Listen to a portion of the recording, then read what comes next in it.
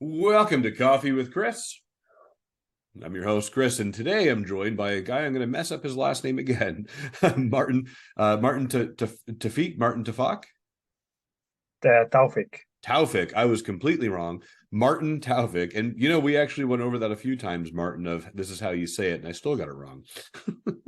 No worries, no worries. Hi, But Chris. How are you? Martin, I really appreciate your time and thanks for being here, bud. Awesome. Thanks so much for having me. Thank you, Chris. Now, you're new to the industry of the wonderful world of acting, performing, and gripping and PAing and all that stuff. Is that right? Yes, yes. I started like fully working in the industry just been a year in October. Congratulations. Thank you, thank you. So it's And where did I'm you brand start new. your career? Did you start off as a camera person, as a PA? Like, how did you get started? I started as a PA, and sometimes when I was in film school, I have a couple of buddies who want to do music videos. I go and like help them with the camera stuff. My first professional thing actually I got hired on is the project with you. That's actually the first Oh, professional thing I got hired on, which was a good experience for me. that if my stuff was the first project you work on, I'm not sure if that's good or bad. That was 100% good, 100% good. Like it was the first time to work with someone I didn't know before, oh, okay. which is was something different. Like I always knew the people before, so it was like we kind of go on set, we kind of do what we do, and we cool in the end. But like to work fully with someone that I don't know, and I don't know the project, and I don't know anything about it before I go, it was something new for me. So it was a good Well, thing. well, when they say independent filmmaking, that was that set to a T. Yeah, 100%, 100%. Yeah. So walk us through when we say a PA, and we mean a production assistant. And for those of you wondering where Martin is due to technical difficulties, he doesn't have video today. But when someone hears the word production assistant or PA, what does that actually entitle when you're on set? When I'm on when I'm on set, it's really simple. It's someone who's really there trying to be positive and trying to help everyone else who needs something. Uh, like with food, like with transportation. Sometimes we go for pickups. Sometimes we grab the food and we come back.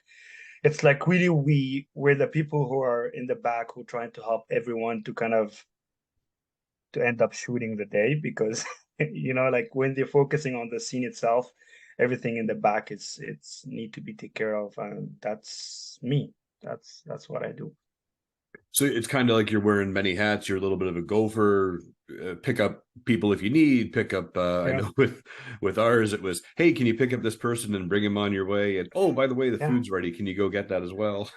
yeah. And even sometimes we hold the flags and we help the grip team. So it's like it's not just like we're behind and not doing anything. Sometimes we even help like on the scene itself what we're doing.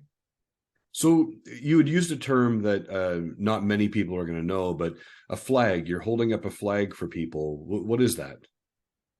So the flag, it's a reflective surface that we use it to reflect the light and sometimes to actually dim the light because sometimes the light in the back like is too harsh. So kind of the flag is dimming the light to make it softer on the skin of the actors. So like when you see the actor, like their faces look perfect, and it's for sure the makeup artist is awesome, but it's also because we soften the light with the flag in the back.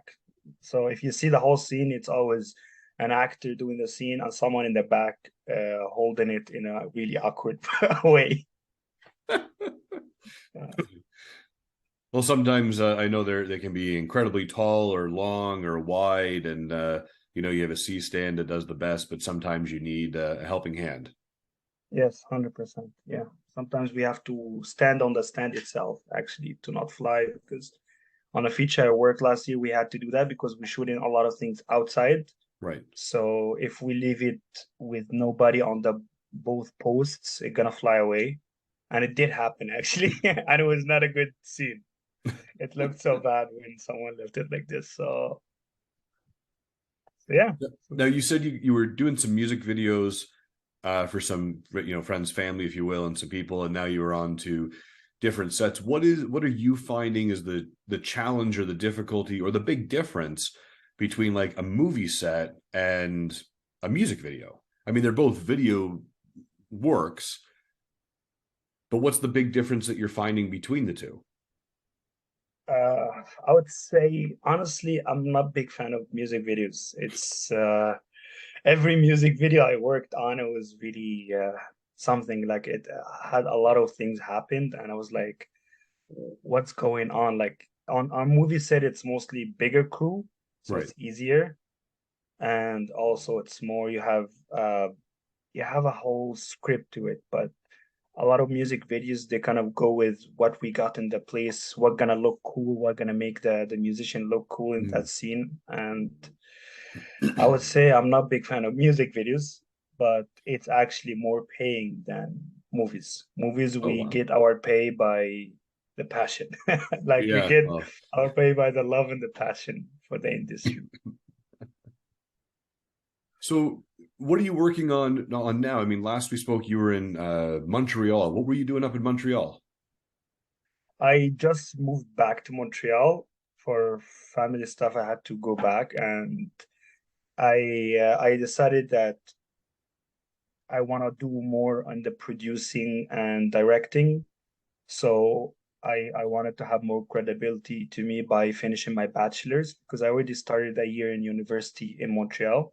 So I decided to go back to finish that here and trying to build a small team because I see that Toronto is so big and it has a lot of opportunities, but in Montreal, there's not a lot of people doing stuff. So I was like, why not start in the place that doesn't have a lot of things and give opportunities for others? So I'm trying to see different people from film schools and talk with them. I was like, hey guys, like if you want to shoot something, let's do something. And I tried to open a new market for myself. That's one.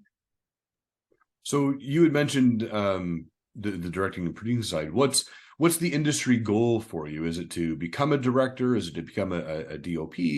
Like if you said, "Hey, the perfect job for me or the dream job in this industry for me is this," what would that be?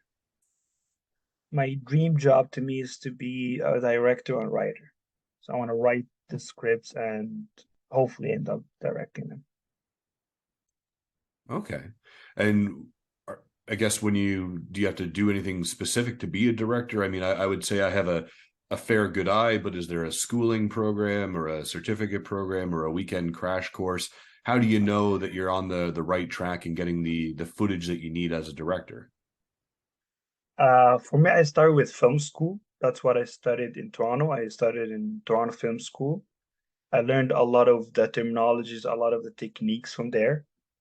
And then I started to see, okay, how can I be a director? So I started with changing my own mentality with thinking I'm a filmmaker. That's what I do. So that's the first step I took. And then I remember in my first term in film school, one of our teachers showed us one of the first projects for Denis Villeneuve. He's a famous director from Montreal, but he actually like he's the one who did the Dune. If you remember Dune, the movie with Jason Momoa, Timothée Chalamet, and everything, and he's doing a second one now. Uh, and he showed us the first thing he shot, and it was like a lot lower quality kind of thing, not big because he loves sci-fi and he does a lot of things with a lot of budgets now. But when I saw what he's doing, I was like, wow, like he's actually capable to do that for lower quality. So why not start to do that? I start to write scripts, fairly simple, 15 pages maximum, and start to shoot them and start to see because it's not my first short they're gonna get to a film festival, probably gonna be the 100th or something. So that's my step now is to to start to write simple scripts and start to shoot them and see what I'm good at, what I'm bad at, and start to kind of get my voice because you still can see his kind of theme or voice in that simple short film that he did. So when we talk about short films, right? I mean, if you go on to the festival circuit, there's anything under 45 minutes is considered a short film. Then you have your Yeah. super shorts at 5 minutes. What's something that, I mean, you're on this journey. What's something that you would tell other people in your position of, hey, I want to be a director, but I don't know where to start. I don't know what to do. What would you tell them? I would say don't think about the equipment too much. Don't think about like having the best locations ever.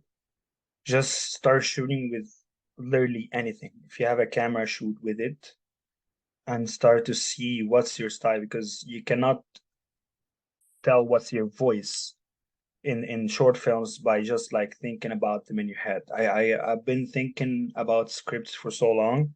I have so many scripts that have the first page, but I don't have the rest. And I'm like, I need to do something. So that's what I would say to everyone. Just you start to do 5 minutes and then you go up from there. So when we look at doing shorts versus features and things like this, and you're talking about your writing, so the end goal is to be a director, which is fabulous. Now, you also said that you were writing as well. Is there a project that you're currently writing that you're like, oh man, I'm super excited to get the camera rolling on this one? Yes, yes. There's a project I've been writing for the past 6 months. It's it's been harsh because I start, I stop, I start, I stop, but I'm really excited about it. It's kind of a simple idea, but I loved it for.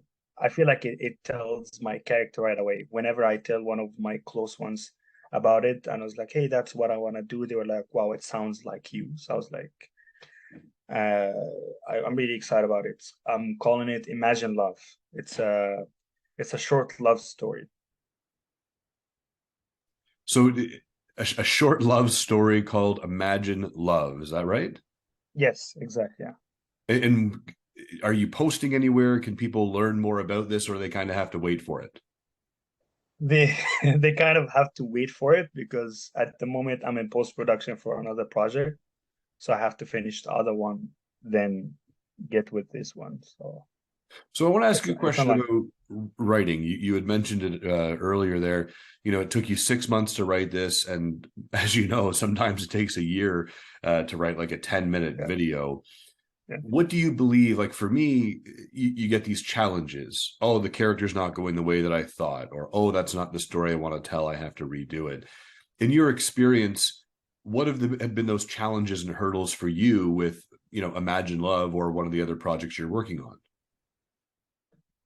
I would say the challenges I'm always facing with whatever I'm writing is the middle part. I always know how the character gonna be introduced. I know where I want him at the very end, but it's in the middle when I don't want to just have a lot of fill-ups. I don't want to have a lot of things that like doesn't make any sense. But at the same time, I don't want to have a lot of material in the middle that kind of doesn't make sense in the end if he ends up that way. Like I cannot make my character do so many mistakes that when he get the reward in the end, people think like, oh, he doesn't really deserve that. He just like he screwed everything in the middle. So it's kind of the balance in it's a lot of balance in the middle scenes that how you can get your character to the end. Like whenever I have the script starting, I always know the beginning and the end.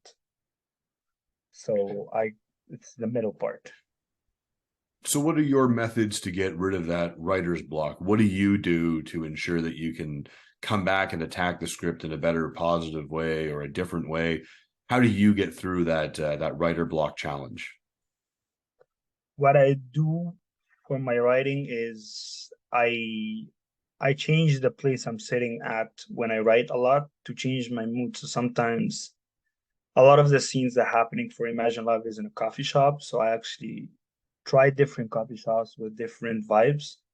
And every time I sit there, I see that actually my mood is kind of different when I write in the middle.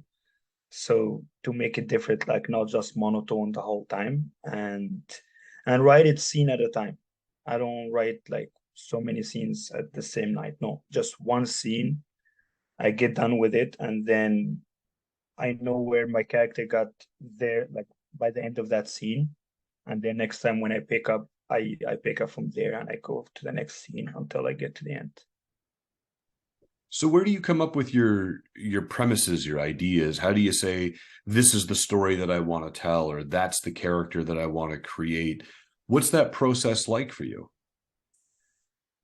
The process is really, I would say, random, really, because uh since I was a kid, I always had like that thing that my brain kind of get so many ideas at the same minute every time. Every time I was like, oh, that's a cool thing, that's a cool concept.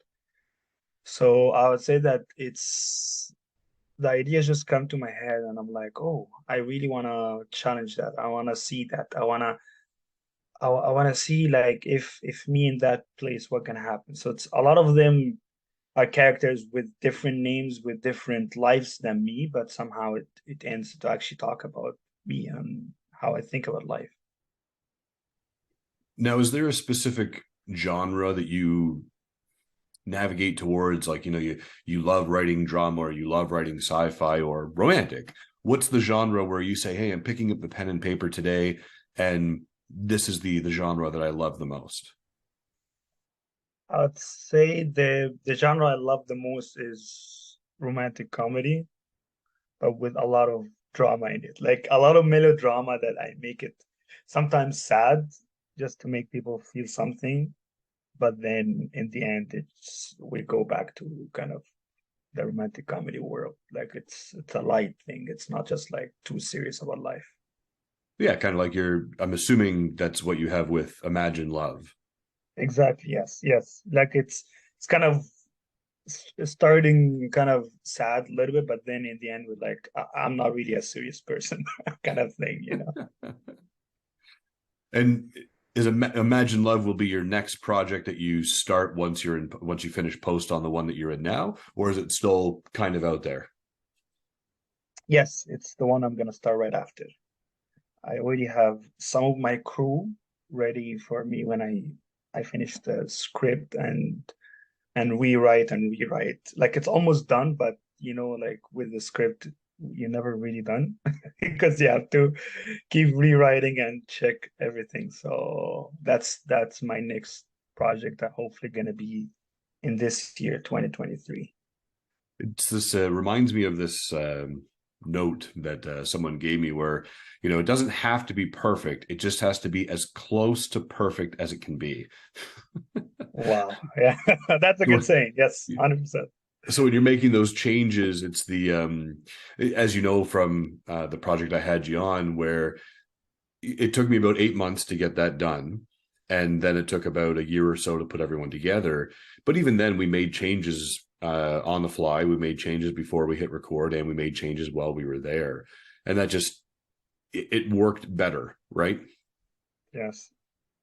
So now that you're back home up in Montreal there, and you're starting this little niche of filmmakers, are you finding that there's a lot of people who are receptive to this, that they're like, hey, I want to work with you? Or are you finding it more of a challenge than what it was in Toronto?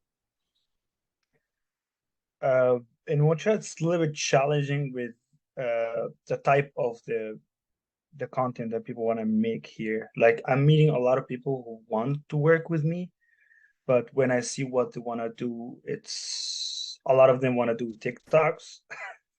A lot of them want to do short reels, 30 seconds, and in Toronto you also have that a lot.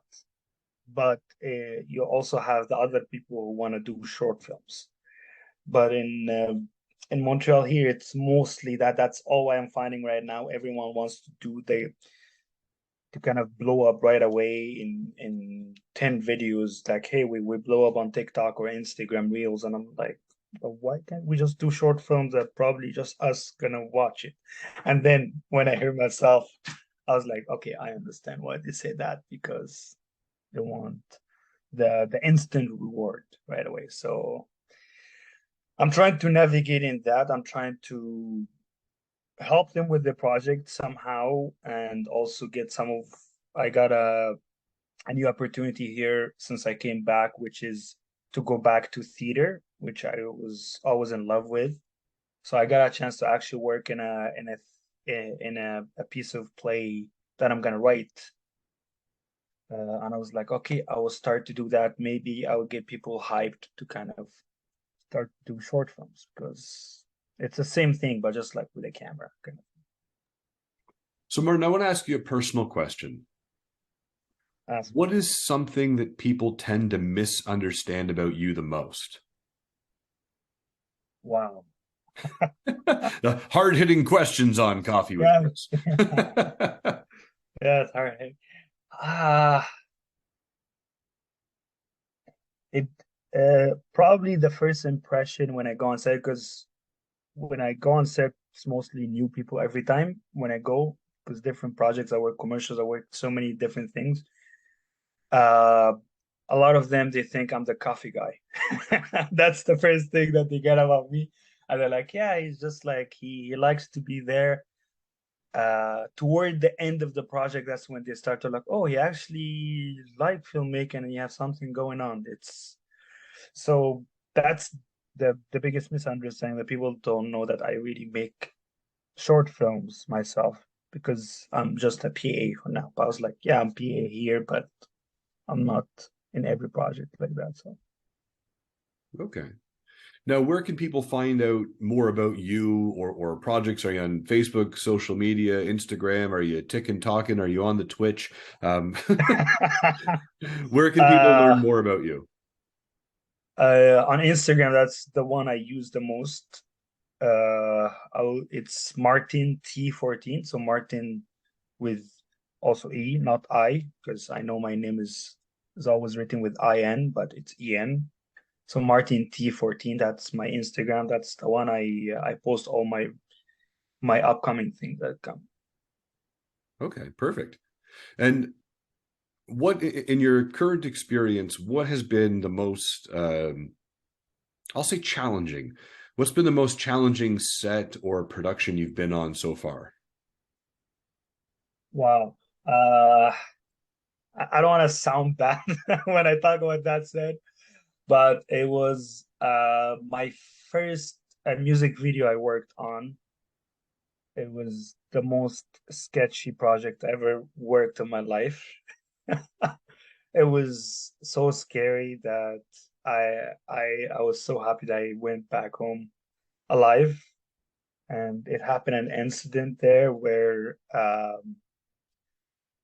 like it was the rapper and a model was singing with him, and the song was kind of intense, and there was a prop gun, and it was right after the Alec Baldwin incident, and she kind of pointed the prop gun in my face, and I didn't know it was a prop gun.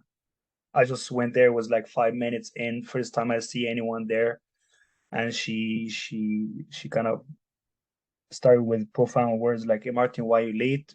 with bad words, and I was like, I was like, I didn't know, and I looked around, there was no prop master because he didn't come yet.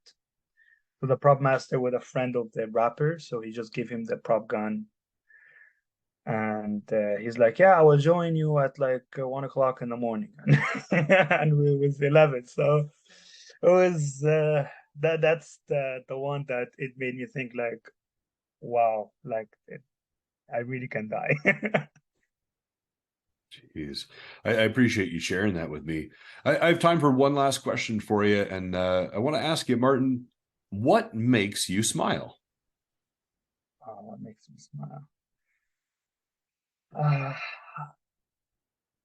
the thing that makes me smile the most on set, even if the day is so exhausting, is when we have such an intense setup for a scene and I see that everyone is doing it, and in the end, we hit record and it's done, and I see the sigh of relief on the director. When I look at the director, I see that look, that always makes me smile. I was like, wow, it's worth it. It's worth it.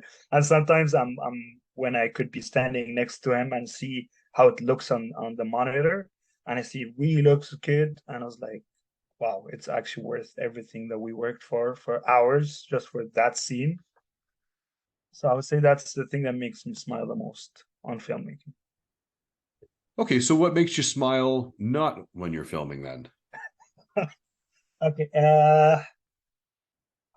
wow, a lot of things makes me smile, but probably it's my friends. When I spend a lot of time with my friends, just to it's Friday night, I always spend time with my friends. That's our time that we set, relax. Everyone work in different place. Like I'm the only one in filmmaking for my friends. So it's kind of fun that we all meet up in the same place and we just like all bash our lives for like 2 hours that we meet every week. Well, I appreciate you sharing that insight. I Thank mean, you. it's great when you can ask those questions, and you gave me the hey, this is what makes me smile on set, and it's like, I wonder what makes you smile outside of set, Martin. Well, that's You got my fabulous. Listen, secrets. that's all the time I have today on Coffee with Chris. Martin, I really appreciate your time and being here. You're new to the industry. I wish you the best of luck, and one day you will be that fabulous director that everyone's waiting to looking forward to working with, of course. Uh, have a fantastic day, everybody. Smile to inspire. Thank you so much. Enjoy your day. Thank you.